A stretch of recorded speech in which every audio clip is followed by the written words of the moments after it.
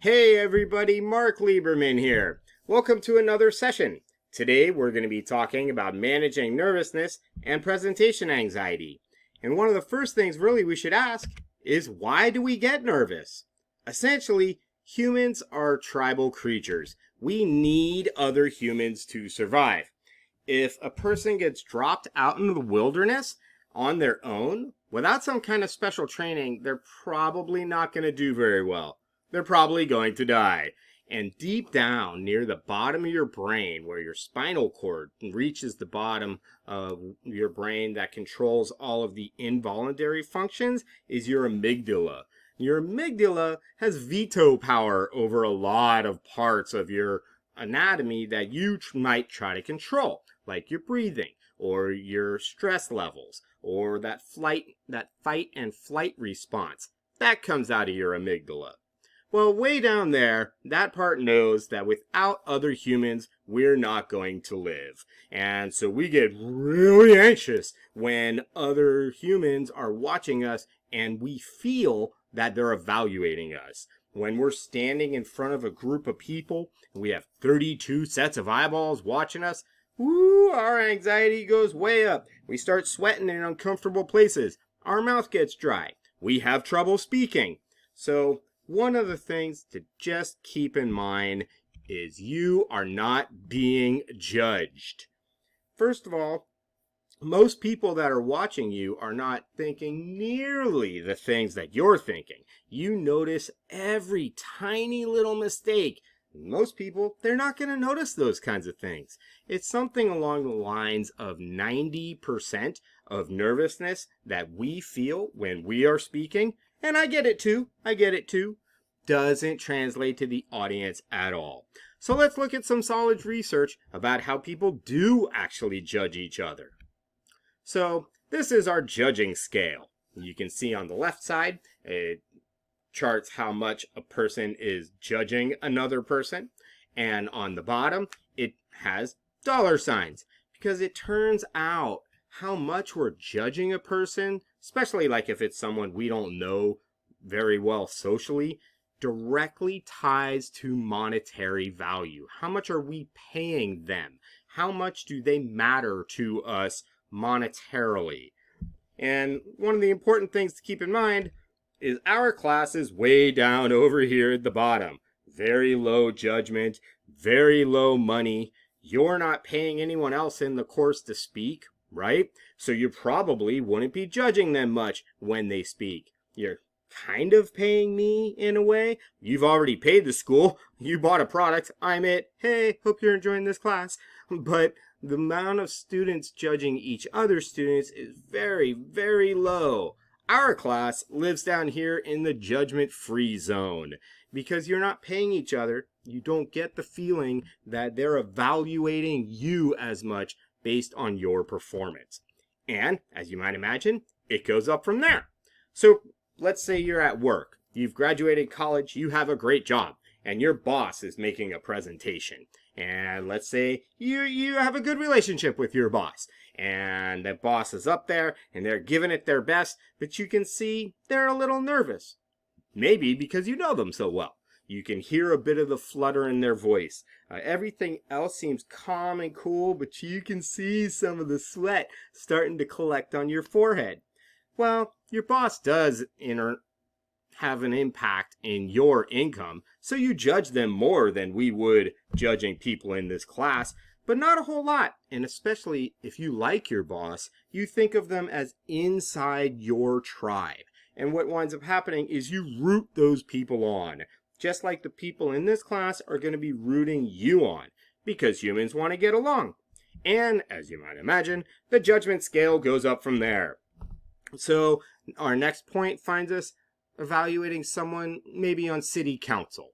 And we're not talking about a big city like New York City or Los Angeles or even San Diego, but more like one of the smaller city councils that when you're flipping through cable and at 8:30 at night you see a person there trying to make a presentation. Maybe they're from El Cajon or Chula Vista, and you know this isn't this person's entire career. They have an actual job. They're volunteering to be on city council because they think they can make this community that both of you share better.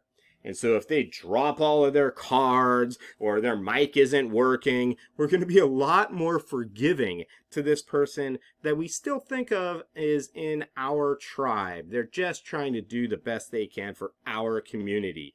And if they make a whole bunch of mistakes, our first thought is typically like, oh wow, I'm so glad I'm not them. I don't know how they could keep going. I would have died by now, right? We get real kind to those that we feel are in our tribe, just like the other students in this class. And it goes up from there to about state senator. This seems to be about the breaking point for judging and financially. Generally, we don't tend to think of them as in our tribe. The only time you hear from these people is either when they want your vote or they're here to tell you that your taxes are going up. All these other times, you don't know these people at all. And yeah, maybe they do live in your community, but you don't know where. You don't see them at the grocery store. You don't know if they're paying their taxes. You don't know what they're doing with your taxes. So we start judging them. And it goes up from there. Maybe we get to the House of Representatives. This is like one of the branches of Congress. We know these people live in our area, or at least at one point in time they did. A lot of them now spend 30 years living in Washington. Again, you only see these people when they want your vote, or they're here to tell you that your taxes are going up, or some other thing. You know that these folks have control of your finances, and so if you see them up on TV and they're fumbling their words and they're dropping their note cards and they're sweating all across their forehead, our usual response isn't as kind as we would be to our boss or someone on city council, especially not as kind as we would to somebody in this class. We would totally be judging that person. We'd say things like, look at this fool. I'm paying all this money so they can live on Washington on my dime. They can't even get their act together enough to make a speech on national TV. Get pretty judging when the money gets involved. And of course, it goes up from there. Congress in general. Everybody hates Congress. Congress doesn't do anything. All Congress does is argue. You turn them on TV, you see somebody who you think is probably out of touch with your life, standing there making a speech halfway about nothing, and if they make the tiniest little mistake, you are going to judge them for sure. You are going to wonder who these people are. How did they get where they are? Why do they tell me how much of my paycheck they take? And it goes up from there, the president. And the president is making a speech, no matter what you think of that particular president. Maybe you like this one, maybe you don't like this one, maybe you like that one, maybe you don't like that one. But you see the president, the figurehead of our country, the arguable leader of the free world, up at a podium with all the cameras and the microphone, and if they're stammering their words, they're starting to sweat, they forgot what they were going to say, we are very much going to judge them. We are going to be unhappy little campers. And then, of course, the highest level, something like an expensive experience. Something that cost you a lot of money. Let's say you buy tickets for a concert, and it's a big concert. You want to go out and have a good time. You're with someone that you think very highly of. Maybe you're dating. Maybe you're in a relationship. Maybe it's just your friend. You've dropped a couple $100s on this show, and you go to see, like, Beyonce. And Beyonce sucked.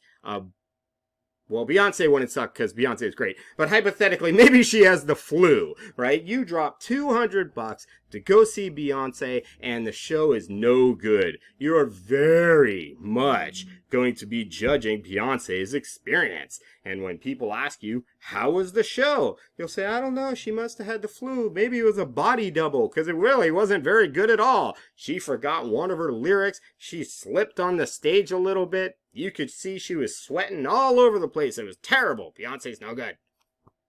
Remember, we live way down over here in our class in the judgment-free zone. You are not paying anyone else in class no one else in this class is tied to your economic future or your bank account. Typically, people want to get along, like we were talking about before. We are tribal creatures. So, what do you do? First and foremost, the biggest one of all, breathe. Big breath. In through the nose, out through the mouth. When that amygdala starts to kick in, that fight or flight response, because we think we are being judged by the other people, ironically, one of the first things we start to do is get really shallow breath. We stop breathing, which just makes our stress rise even more. And we can get ourselves into a downward spiral of stress and anxiety where you can't think straight. So we breathe. Another one, acquire experience. This one you might have thought, well, yeah, of course I need to acquire experience, but it's not something that we do. When a person doesn't like a particular activity, they tend to avoid it. So we need to acquire experience speaking in front of people. We need to acquire experience speaking through the computer with people. We need to acquire experience so that we can really develop that public voice that we want to have. Another important, prepare. Prep, prep, prep.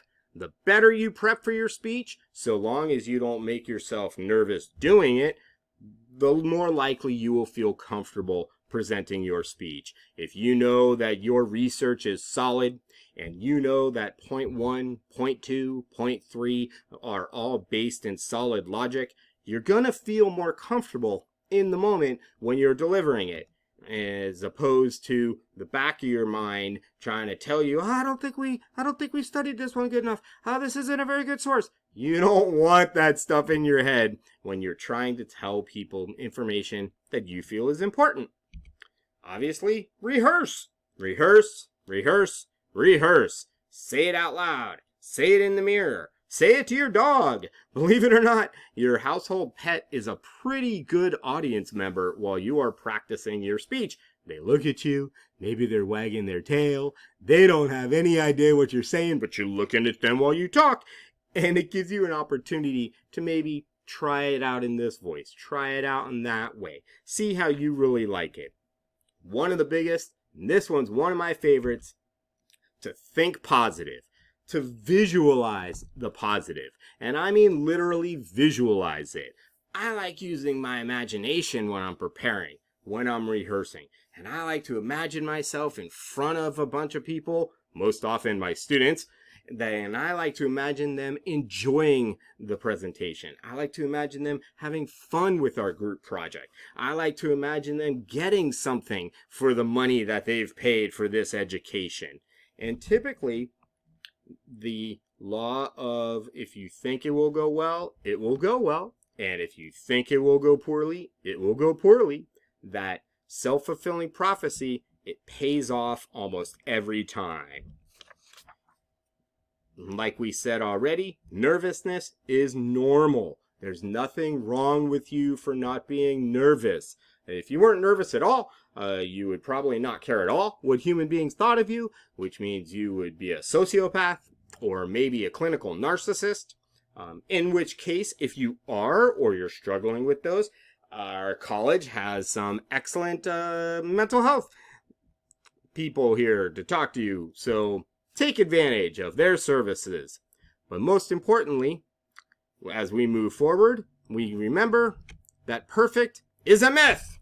There's no such thing as perfect. Perfect doesn't exist. It's an abstract concept. We try to make something perfect, but a week later, it won't seem just as perfect. 2 weeks after that, it will seem even a little less perfect. Don't worry about perfect. Just shoot for good.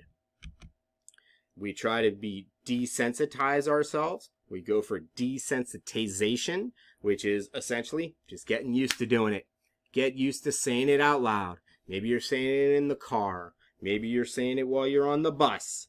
And then, of course, practice, practice, practice a lot. Talk to that dog. Do it in the mirror.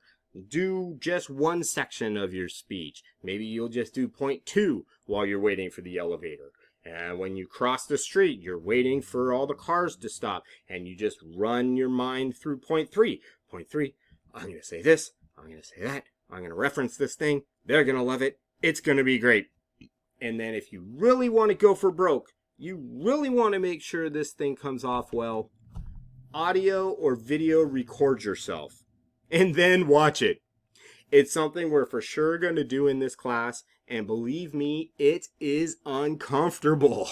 I have been doing this for a long time, both professionally and in education, and it never is comfortable. Inside my head, my voice sounds like Barry White. It's all low and it's all suave. And then I listen to it and like, oh God, I sound like some whiny guy who talks through my nose. It's terrible. I gotten okay with seeing myself present, but for me, it's the voice. But that's a great way to desensitize yourself over that nervousness. And it's a fantastic way to make use of all that time that you're practicing your speech. So, our key takeaways here, the things to really take out of this video. 1, you're not being judged. People in this environment are rooting you on because humans want to get along with the other humans. Next, perfect is a myth. Don't try to make yourself get perfect. Don't try to be 100% awesome. If you just deliver a very good speech, or even a really good speech, you are going to do just fine in this class. And how do we do that? We practice a lot. Practice, practice, practice. Practice a little here, practice a little there, practice a little here, practice a little there. Folks that practice over time have a significantly more comfortable experience and wind up doing much better live than if you just try to cram it all in the night before your speech. And then, of course, we breathe. In, hold it out.